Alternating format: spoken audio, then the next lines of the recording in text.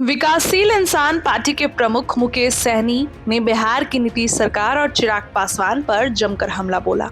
उन्होंने खगड़िया में कहा कि बिहार की नीतीश सरकार फिट नहीं है, मुख्यमंत्री खुद स्वस्थ नहीं है, राज्य सरकार को ऑफिसर चला रही है जो लोकतंत्र के लिए ठीक नहीं है। मुकेश सहनी ने चिराग पासवान पर भी करारा हमला बोला। उन्होंने कहा कि चिराग पासवान में वो गट्स नहीं है जो रामविलास पासवान में था।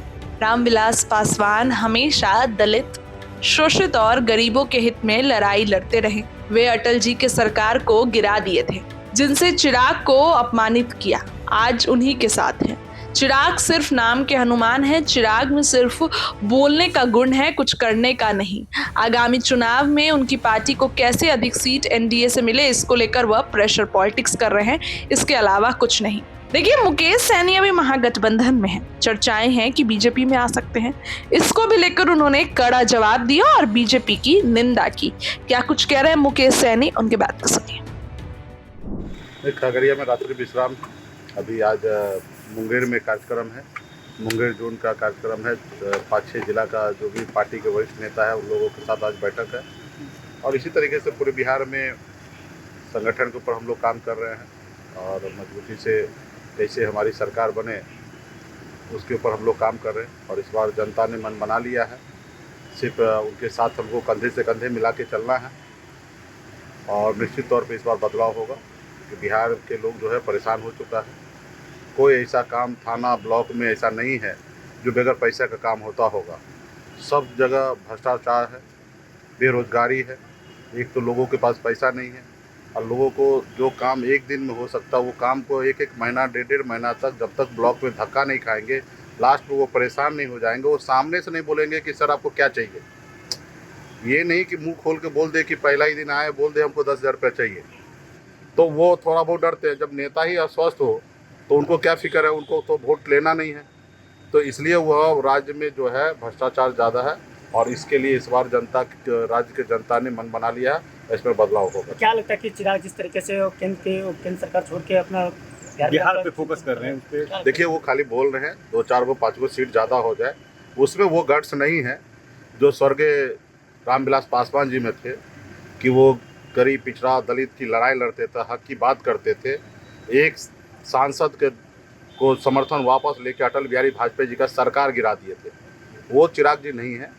चिराग जी का आपने देखा कि उनके पिताजी का किस तरीके से प्रतिमा को तोड़ा गया, किस तरीके से उसके घर से बेदखल किया गया, किस तरीके से भारतीय जनता पार्टी ने चिराग जी के घर को तोड़कर परिवार में फूट डालकर उसके पार्टी को ख़त्म कर दिया। ऐसे जगह में फिर भी उन्हीं के साथ है। समझ गए ना, खाली कहने के लिए हनुमान है। पिछली बार भी इतना दम नहीं था कि 243 पर लड़ जाए। वो पिछड़ा समाज के नीतीश कुमार है, उन्हीं को कमज़ोर करने में लगे रहे और उनको कमज़ोर किए और इसका फ़ायदा भाजपा को मिला। अब भाजपा उसको इनाम में उनका घर परिवार सब तोड़ दिए। तो सिर्फ चिराग जी बोलते हैं, करने का 1% भी गुण नहीं है और बहुत ये सब करने से शायद 2-4 सीट बढ़ जाएगा।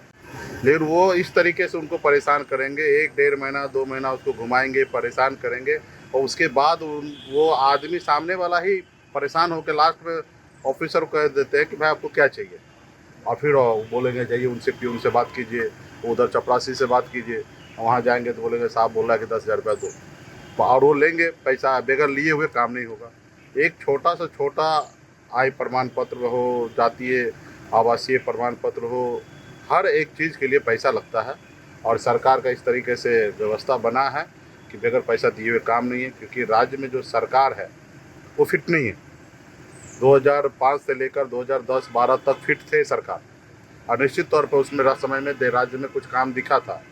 उसके बाद तो मोदी जी से लड़ने में ही लग गए और मोदी जी से लड़ाई लड़ते लड़ते 2023 तक वो लड़ाई ही लड़ते रहे एक बड़ा लंबा समय तक।